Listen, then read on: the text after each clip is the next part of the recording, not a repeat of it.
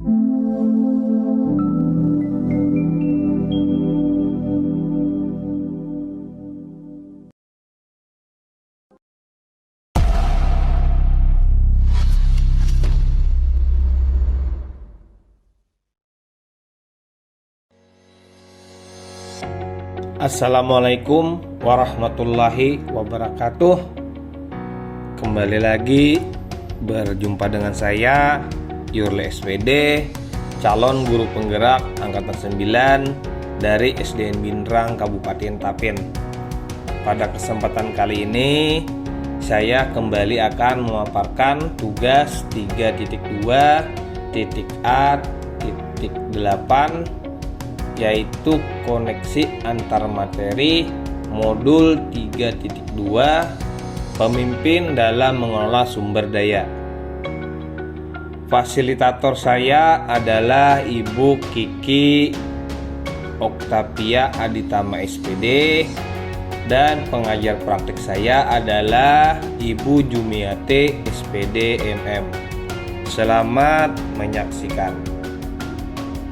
Tujuan pembelajaran khusus pada tugas ini adalah CGP mampu menghubungkan materi modul ini dengan modul-modul yang didapat sebelumnya. Panduan pertanyaan. Buatlah kesimpulan tentang apa yang dimaksud dengan pemimpin pembelajaran dalam mengelola sumber daya dan bagaimana Anda bisa mengimplementasikannya di dalam kelas, sekolah, dan masyarakat sekitar. Pemimpin pembelajaran dalam pengelolaan sumber daya adalah seorang pemimpin yang mengaplikasikan pendekatan berbasis kekuatan atau aset dengan memaksimalkan sumber daya yang ada di sekitarnya untuk menggali potensi yang dimiliki dalam mendukung berlangsungnya proses pembelajaran di sekolahnya. Cara mengimplementasikannya adalah di kelas memanfaatkan ruangan yang tersedia, fasilitasi peserta didik yang kreatif, dan memanfaatkan finansial kas kelas dan dana BOS untuk operasional kelas. Di lingkungan sekitar sekolah, membangun kerjasama dengan orang tua peserta didik untuk membantu kegiatan sekolah, dan membangun kerjasama dengan pihak luar seperti lembaga kesehatan, polisi, dan tokoh masyarakat. Di sekolah, melakukan kolaborasi dengan seluruh warga sekolah, membentuk komunitas yang memiliki tujuan yang sama untuk kemajuan sekolah, dan memanfaatkan sarana dan prasarana yang ada. Kemudian, jelaskan dan berikan contoh bagaimana hubungan pengelolaan sumber daya yang tepat akan membantu proses pembelajaran murid menjadi lebih berkualitas. Terdapat 7 aset utama yang dimiliki sekolah untuk dapat mengembangkan sumber daya yang ada, yaitu modal manusia, modal fisik, modal sosial, modal lingkungan, modal finansial, modal politik, dan modal agama dan budaya. Jika ketujuh aset tersebut dimanfaatkan dengan baik, maka sangat akan membantu proses pembelajaran peserta didik menjadi sangat berkualitas dan maju. Contohnya, modal manusia.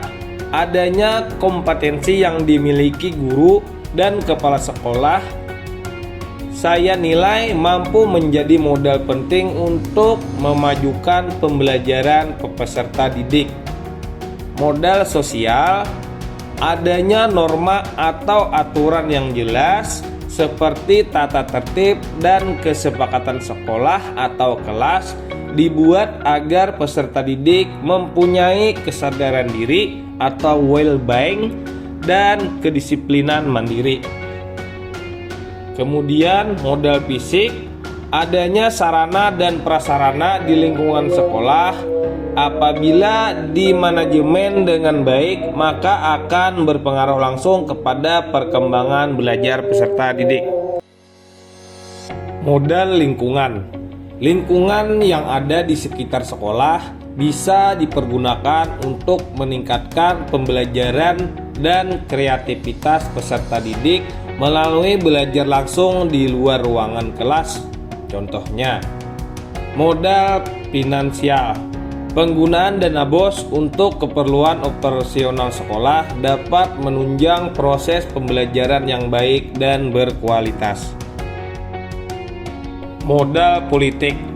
Kebijakan kepala sekolah dapat meningkatkan pembelajaran peserta didik, dan kerjasama dengan dinas pendidikan juga bisa meningkatkan kompetensi guru, contohnya pelatihan atau workshop.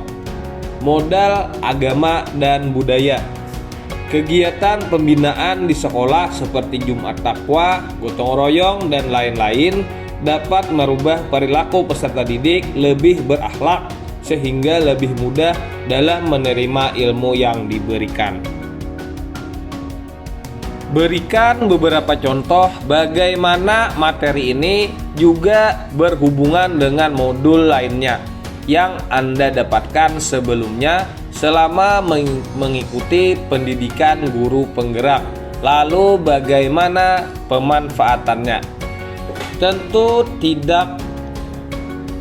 di dalam pelatihan guru penggerak ini, setiap modul yang saya pelajari selalu bisa terkoneksi secara langsung, mulai dari modul 1 sampai modul 3.2 ini. Hal ini yang membuat saya dapat berkembang step by step. Untuk lebih mudah memahami koneksinya, saya akan berusaha memaparkannya pada tayangan berikut ini. Korelasi dengan modul lainnya. Keterkaitan modul 1 dengan modul 3.2. Modul 1.1.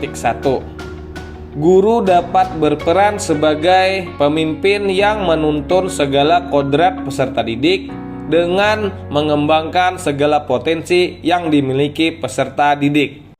Modul 1.2. Sebagai pemimpin pembelajaran, guru dapat mengembangkan keterampilan yang dimilikinya untuk dapat meningkatkan pembelajaran yang berpihak pada peserta didik. Modul 1.3. Sebagai seorang pemimpin, guru haruslah memiliki visi ke depan untuk melakukan perubahan ke arah yang lebih baik dengan menggunakan mindset berpikir berbasis kekuatan atau aset. Modul 1.4. Budaya positif diperlukan dalam menumbuhkan akhlak yang baik sebagai aset dalam modal budaya supaya tercipta suasana pembelajaran yang nyaman dan kondusif di lingkungan sekolah. Modul 2.1. Guru dapat menerapkan pembelajaran berdiferensiasi sesuai dengan kebutuhan belajar peserta didik, sehingga mampu memaksimalkan potensi atau sumber daya yang ada pada diri peserta didik. Modul 2.2. Dalam mengelola sumber daya, seorang pemimpin diperlukan kemampuan sosial dan emosional yang baik, sehingga segala keputusan yang diambil dapat dipertanggungjawabkan. Modul 2.3. Pemimpin harus dapat menerapkan teknik coaching dalam melakukan segala tindakan untuk dapat mengelola sumber daya yang dimiliki sekolah, supaya segala tindakan dapat berjalan dengan lancar. Keterkaitan dengan modul 3.1. Dalam melakukan pengelolaan sumber daya, seseorang pemimpin haruslah mampu mengambil keputusan yang berbasis nilai-nilai kebajikan universal agar didapat yang berpihak pada peserta didik untuk meningkatkan kualitas pembelajaran di sekolah. Kemudian, Ceritakan pula bagaimana hubungan antara sebelum dan sesudah Anda mengikuti modul ini. Sebelum mempelajari modul ini, saya berpikir yang namanya aset itu hanya berupa finansial saja. Dan saya juga masih sering terjebak dengan segala problematika yang ada di sekolah, sehingga potensi dan sumber daya yang ada di sekolah tidak tergali dengan maksimal. Sesudah saya mempelajari modul ini, pemikiran saya lebih terbuka menjadi lebih luas dalam memandang aset-aset yang ada di sekolah dan bisa bertindak lebih baik lagi dalam upaya meningkatkan potensi sekolah, dimulai dari mentelaah kekuatan-kekuatan yang ada di sekolah. Selanjutnya, pemikiran apa yang sudah berubah di diri Anda setelah Anda mengikuti proses pembelajaran dalam modul ini?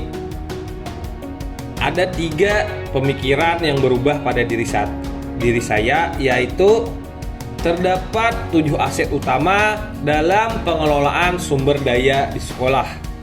Yang kedua, guru sebagai aset utama di sekolah wajib memiliki kreativitas dan inovasi dalam mengelola sumber daya yang ada, supaya dapat menciptakan pembelajaran yang berkualitas.